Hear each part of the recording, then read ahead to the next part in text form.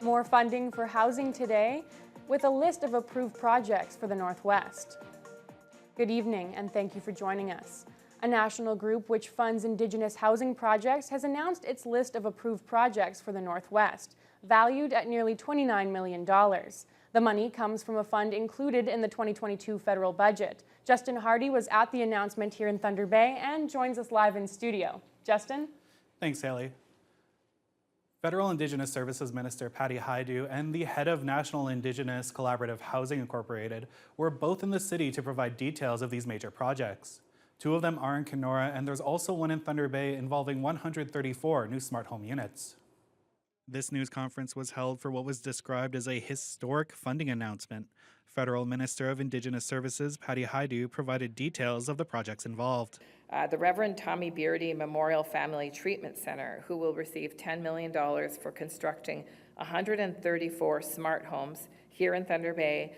In Kenora, two of the projects that have received funding are the Seven Generations Education Institute, $10 million for the construction of 68 student, family, and transitional housing units with supportive services on site. Another one in Kenora, the KK Kozibi Development Corporation, $8.7 million to purchase 20 acres of land and build 24-unit affordable housing building. The funding for these projects was included in the 2022 federal budget, but it took until now to solidify which projects would get the green light from the funding agency, National Indigenous Collaborative Housing Incorporated. Nietzsche CEO John Gordon says it was a very complex process involving a project selection advisory council made up of housing providers from across the country.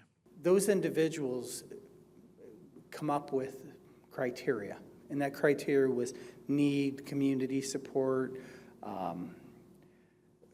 evidence that they could be successful in delivering the project, and they rated each proposal of 447. This was a volunteer group of individuals. They rated those with numbers, and so from 0 to 100. The green-lighted projects, which I believe was everything above 70.